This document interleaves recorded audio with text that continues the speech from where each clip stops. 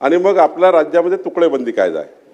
तुकडेबंदी असल्यामुळं तुम्हाला या तुकड्याला मंजुरी मिळत नाही, त्यांचा 7/12 काही वेगळा होत नाही किंवा 7/12 नोंद होत नाही।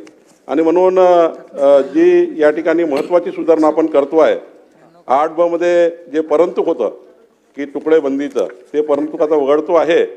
आणि ह्या सर्व जे काही रजिस्ट्री झाल्या असतील, त्या रजिस्ट्री झाल्या असतील त्यांचे 7/12 नावं येणे, ज्यांचे रजिस्ट्री झाली नसेल त्यांची रजिस्ट्री करून देणे, आणि ज्यांना या ठिकाणी पुढच्या काळामध्ये जे अनधिकृत दस्त आहे त्याला अधिकृत करणे, हे जे तुकडेबंदी कायद्यामुळं थांबलं होतं। गुंठेवारी व्हायची पण तुकडेबंदी कायद्याचा त्या ठिकाणी अडचण यायची, आणि म्हणून या राज्यातल्या किमान 60 लक्षच्या वर परिवारांना या नियमाने आता सूट मिळणार आहे।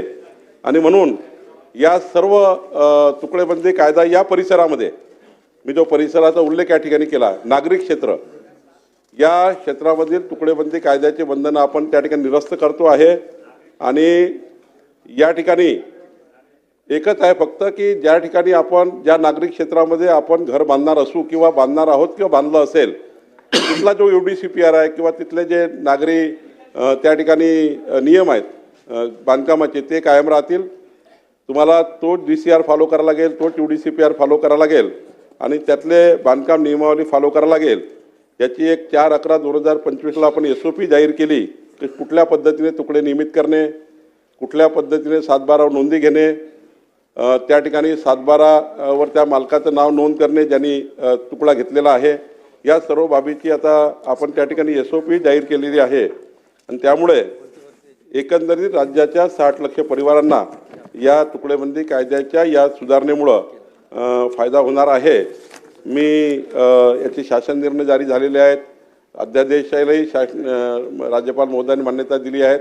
फक्त आता हे बिल या सभागृहात एकमताने मंजूर करावं, जेणेकरून या राज्यातल्या तुकडेबंदी कायदा आता या परिसराकरता, वारंवार मी परिसराचं नाव घेतो आहे, नगरपालिका, नगरपंचायती, महानगरपालिका, ग्रोथ सेंटर्स, RP मधले रिजनल प्लॅनमध्ये जिथे रहिवासी बेल्ट दाखवलेला आहे तो सर्व रहिवासी बेल्ट, यामध्ये आता तुकडेबंदी आणि परिघीय क्षेत्र आहे।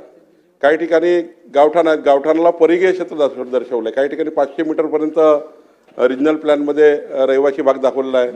जे परिघीय क्षेत्रामध्ये त्या ठिकाणी रहिवासी क्षेत्र दाखवलेलं आहे त्यांना या ठिकाणी या तुकडेबंदी कायद्याचा फायदा होईल। तुकडेबंदी आजच्या सुधारणेचा यांना फायदा होणार आहे, आणि म्हणून सभागृहाने ही सुधारणा मान्य करावी आणि एकमताने या सुधारणेला आपण सर्वांनी मान्यता द्यावी की 60 लक्ष परिवाराच्या वर, आणि तेही मी जो डेट दिली आहे 15 नोव्हेंबर 1965 ते 15 ऑक्टोबर 2024 या काळातलीच जे काही अनियमितीकरण झालं आहे त्यांना आपण नियमित करण्यासाठी हे सुधारणा आणतो आहे।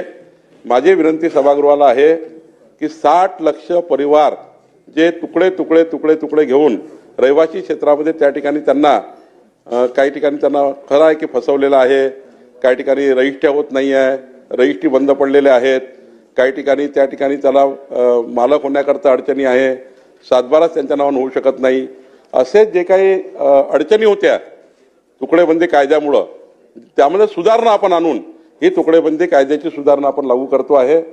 मी आपल्याला आश्वस्त करतो की बिल्डर्स, मोठे मोठे जे बलाढ्य लोक आहे यांच्यासाठी या कायद्याची सुधारणा नाही आहे, तर सर्वसाधारण गावामध्ये राहणारा, गावठाणाजवळ 200 मीटरपर्यंत राहणारा, त्या ठिकाणी आपल्या रहिवासी क्षेत्रात राहणारा जो नागरिक आहे त्या नागरिकांना या कायद्याचा फायदा होणार आहे, सुधारणेचा फायदा होणार।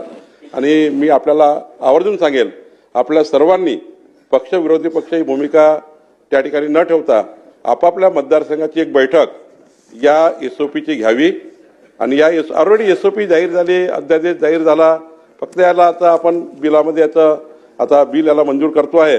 त्यामुळे 4/11/2025ची SOP आपापल्या मतदारसंघात याची बैठक घ्यावी आणि आपल्या मतदारसंघातील सर्व घरांना कायदेशीर त्या ठिकाणी जे तुम्हाला अडचणी आहेत त्या दूर झालेल्या आहे। या उपर ज्या काही सन्मानित सदस्यांनी सुधारणा सुचवल्या आहेत त्यातल्या ज्या काही प्रशासकीय निर्णय करायचे असतील ते निर्णय आपण करू। आणि आपापल्या मतदारसंघातले सर्व परिवारांना कायदेशीर त्यांचे घरं करून देण्यासाठी आपण त्या ठिकाणी सर्वांनी हमी घेतलेली आहे. देवेंद्र फडणवीसजी आपले मुख्यमंत्री आणि दोन्ही उपमुख्यमंत्री एकनाथजी आणि अजितदादा यांनी आम्ही या ठिकाणी बसून या अत्यंत महत्त्वाची जी आमच्या महायुती सरकारची जो आमचा त्या ठिकाणी संकल्पनामा होता, जो त्या ठिकाणी मॅनिफेस्टो होता, की असे जे घरं आहेत त्या घरांना आम्ही कायदेशीर प्रोटेक्शन देऊ.